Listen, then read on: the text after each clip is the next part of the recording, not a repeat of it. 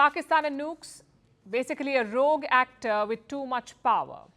A lot like Elon Musk, you could say. He's the richest person in the world. He also has an opinion on everything, on business, on culture, on technology, and lately on geopolitics. Now, having an opinion is fine. It's a free world. You can think what you want to. But Elon Musk's opinions are shaping wars and conflicts. And that is too much power for one individual, one private, unelected individual. Some lawmakers in the US have noticed this. A Senate committee has decided to probe Elon Musk's company SpaceX, specifically one decision. In September last year, Ukraine was plotting a drone attack on Crimea, a drone strike. They wanted to sink Russian warships. And to control the drones, they needed internet. Just one problem, though. Russia had knocked out Ukraine's connectivity. So Kyiv asked SpaceX to help. The company has Starlink satellites over Crimea. If those were activated, Ukraine would get internet and the drones could be fired. But as it turned out, Elon Musk refused. He was scared of a Russian nuclear response. And no one knew of this. No one knew any of this. It was revealed only recently. In a new Elon Musk biography. You can see why it's a problem. How can one man decide the fate of a major military operation, and that to a businessman? US lawmakers are expected to ask this question. They want to understand the national security implications of what Musk did, also why he did it. After all, Elon Musk is a US citizen. He recently said he will fight and die for the US. Then why did he not turn on the satellite? This was Elon Musk's response. Listen to this. The region around Crimea was actually turned off. Now, the reason it was turned off was actually originally was because the United States has sanctions against Russia, and we're not allowed to actually, and that includes Crimea in the sanctions. If I had received a presidential directive to turn it on, I would have done so because I do regard the president as the chief executive officer of the country, whether I. Two things to note here. One, he says Starlink was not activated because of US sanctions. It wasn't his personal decision. And two, if Joe Biden had asked him to activate Starlink, he would have done so. I guess it's easy to say now, just shift the blame to Washington. But either way, questions need to be asked because it's not just Ukraine. Elon Musk is wading into the biggest conflicts of our times, even Taiwan. He says Taiwan is to China what Hawaii is to the US. You have to listen to this. From this standpoint, maybe it's analogous to like Hawaii or something like that, like an integral part of China that is arbitrarily not part of China, mostly because of the U.S. has stopped, the U.S. Pacific Fleet has stopped any sort of reunification effort force. Both are islands, yes. But beyond that, there is no comparison. Hawaii became a US state after a referendum. Around 93% voters said yes, they wanted to be a US state. And that is not the case in Taiwan. Around 90% of Taiwan's population opposes reunification with China. They like democracy. So comparing Taiwan and Hawaii is inaccurate. The statement has triggered a sharp response from Taiwan. This is what their foreign ministry is saying, and I'm quoting, "Hope Elon Musk can also ask China to open Twitter to its people. Perhaps he thinks banning it is a good policy. Like turning off Starlink to thwart Ukraine's counter-strike. Listen up, Taiwan is not part of the PRC and certainly not for sale." All we can say is, ouch. But then again, what did Elon Musk expect? He's made a habit of this. Last year, he made a similar suggestion. He asked Taipei to give China some control over Taiwan, basically give the bully what they want. Do you see the problem here? Taiwan and Ukraine are the biggest flashpoints of our times. Elon Musk can influence both. He can sabotage Ukraine's counteroffensive. He can also hijack Taiwan's public opinion. Because remember, Musk does not just own SpaceX, he also owns Twitter, which he now calls X. And that's too much power for one individual. So what is the solution? Well, the Senate investigation is a good start. It will answer some important questions. For example, what is the contract between SpaceX and the Pentagon? Was the contract active during Ukraine's foiled attack? Why didn't US officials play a more active role? These questions could set a precedent for the future, not just for Elon Musk, but for all these big companies. Google faced similar accusations in 2018. They had signed a deal with the Pentagon. Under this deal, Google's artificial intelligence was used to analyze drone footage, presumably to match targets. Facebook's role in Myanmar is another example. Hateful content and fake news was spread about the Rohingya community. Facebook knew, but did nothing. We all know what happened next. An entire community was forced into an exodus. Should companies have this kind of power? In an ideal world, no. But the likes of Google and Twitter are facts of life. You can't wish them away. What you can do is curb them, limit how they can use their influence in such situations, like war or communal riots. If not, we could be sliding down a slippery slope.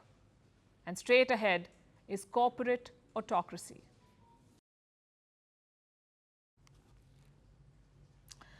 War, unstable nuclear states, big tech monopoly, and climate change, just some of the biggest challenges facing humanity. But how do we tackle them? Alone, there isn't much we can do, which is why we need vibrant and dedicated leaders, people who are up to the task, people with a spring in their step.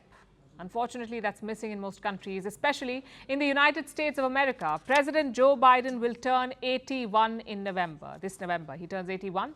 Let's assume he gets re-elected next year. He would be 86 years old by the end of his second term. 86 years old. If it's not Biden, it could be Donald Trump. And Trump is 77 years old right now. He would be 82 by the end of his second term. That's peak retirement age. Actually, scratch that. That's 20 years after peak retirement age. Should leaders this old be contesting? And that too for the country's top office. US Senator Mitt Romney says no. Romney himself is 76 years old. He doesn't plan to run for re-election. Why is that? Because of age. Romney would be in his mid-80s by the end of another term. So instead of running, he's retiring. And he's asking Trump and Biden to do the same. Listen to this. I think it would be a great thing if both President Biden and former President Trump were to stand aside and let their respective party pick someone in the next generation. President Biden, when he was running, said he was a transitional figure to the next generation. Well, time to transition. Biden did say that. In 2020, he called himself a transitional president. But clearly, there is none happening. No transition. Biden wants to stay in the White House. Donald Trump wants to return. But should either of them be on the ballot? I know these are uncomfortable questions. You don't want to discriminate based on age. But how old is too old? The average life expectancy in the US is 77 years. Both Biden and Trump are over that. So what is their excuse to keep running? I can guess what Trump would say. There are 12 candidates running for the Republican nomination. Trump is by far the favorite. Around 60% of Republican voters support Trump. They know he's old. They know he will be 82 by 2029, yet they support him. So the voters too must take some of the blame. Biden's case is different. As president, he does not face any real challenge. There are 3 candidates, including Biden. One of them is Robert Kennedy Jr. He recently took a shot at Biden's age. He said people should vote for a president who can complete their term. In other words, Kennedy does not think Biden will. And the president has not helped his case. Last week, he attended the Medal of Honor ceremony. In the middle of it, he walked out. No explanation, no statement. Just look at what happened.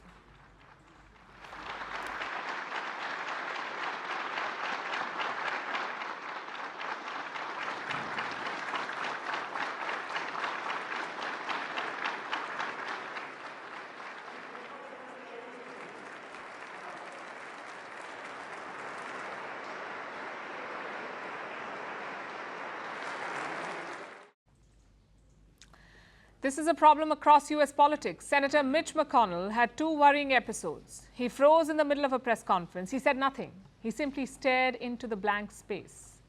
Partisan cooperation and a string of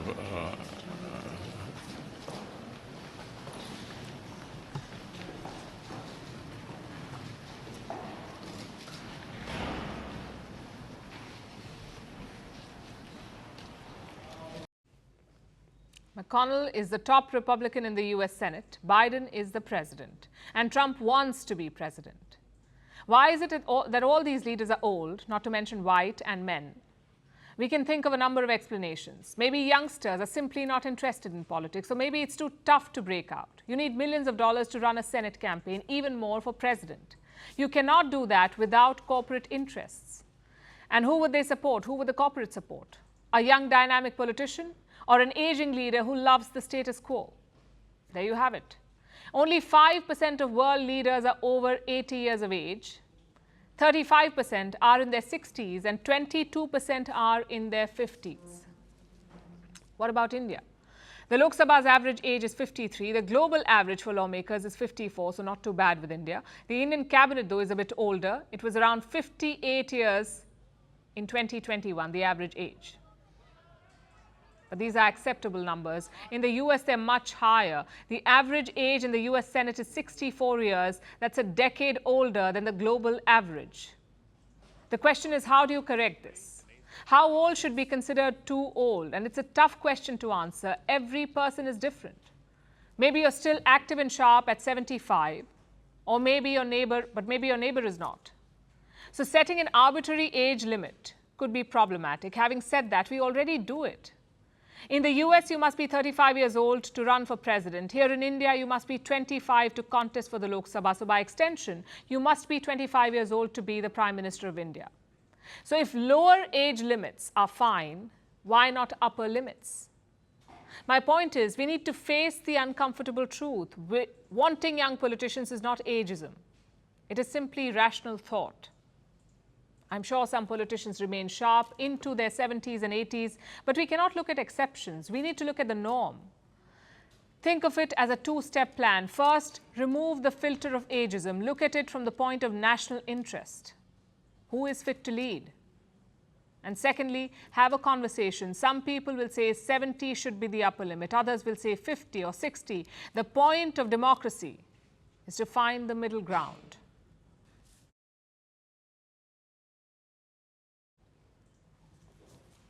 Now let's turn our attention to Italy. A tiny Italian island in the Mediterranean Sea is in turmoil. It's called the island of Lampedusa. It is an island of about 6,000 residents. This week, its population more than doubled. In fact, it happened in a day.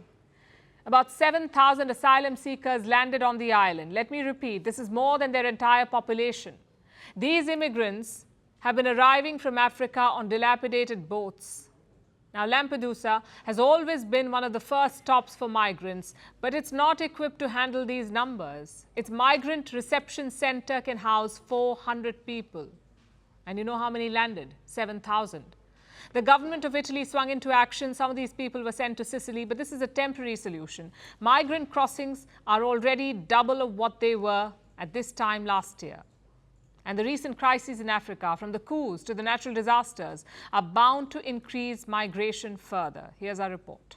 Starting on early Tuesday morning, a wave of migrants began landing in Italy. They arrived by the thousands, in hundreds of ramshackle boats. They took off from northern Africa and disembarked on the tiny island of Lampedusa. Within 24 hours, about 7,000 migrants landed on the island, an island of about 6,000 permanent residents. Obviously, it wasn't equipped to deal with such numbers. Their migrant reception center is operated by the Italian Red Cross. It was built to accommodate 400 people. The situation is complicated, and as the Italian Red Cross, we are trying to continue to guarantee with great effort basic services to the people we are assisting. Some migrants tried to leave the reception center after a fight reportedly broke out. Some locals on the island helped the migrants with food, but many are worried about the migrant surge. We, the people of Lampedusa, ask that this island be kept out of the situation. We no longer have the possibility of bearing this burden from a psychological and humanitarian point of view. Most of the migrants are from Africa. Many are trying to escape poverty, political persecution, and terrorism. They make the deadly journey across the Mediterranean on flimsy boats, risking it all for a chance at a better life. This year, almost 126,000 migrants arrived in Italy. That's about double the amount of people who had come by this time last year. And this is despite Italian Prime Minister Giorgia Meloni's anti-immigration policies. Meloni and her right-wing government came to power last year, promising to curb migration. She believes that a higher European birth rate is needed. That migration is not the solution to Europe's demographic crisis. She repeated this yesterday, even as the migrants were arriving in Lampedusa. I think that a quota of legal migration where this is necessary, it is and can be fully integrated, can make a positive contribution to our economies, but I remain convinced that it would be more responsible for us to entrust European citizens with the solution to the European welfare system crisis. Her government has restricted the activities of charity rescue boats, impounded their vessels, and banned them from conducting multiple rescues. But still, the number of migrants doubled this year. Today, the pressure on Lampedusa has reduced slightly. Many of the migrants were taken to Sicily. Thousands queued up for the ferries that took them further into Europe. There are also NGOs that are working to get the migrants to mainland Italy. And then they go toward the northern border. That is Ventimiglia in Ulx with France, and it's Chiasso for Switzerland, and it's a Brenner Pass to go towards Austria and Germany. But it seems the other European nations are planning to close their borders. Germany's Interior Ministry has criticized Italy for not taking in its fair share of migrants. Meanwhile, France has said it would increase the soldiers on its border with Italy. All this as more instability hits Africa. The earthquake in Morocco, floods in Libya, coups in Niger and Gabon, and terrorism in the Sahel. This will only lead to more migration from Africa to Europe. Will closing the borders be enough? And now it's time for Vantage Shots, images that tell the story. Looks like Kim Jong-un lived his Top Gun dreams in Russia. The North Korean leader was seen sitting in the cockpit of a fighter jet. In the United States, a new video shows airport staff stealing from bags. So next time, remember to get some padlocks for your luggage. And the Northern Lights put on a dazzling show over the Scottish Islands, lighting up the night sky. Finally, we're taking you back in history. On this day in 1978, Muhammad Ali won the world heavyweight boxing title for the third time, becoming the first boxer ever to do so. Just a year after that, Ali announced that he was retiring, but finally left the sport in 1981. We're leaving you on that note. Thank you for watching. Have a good weekend.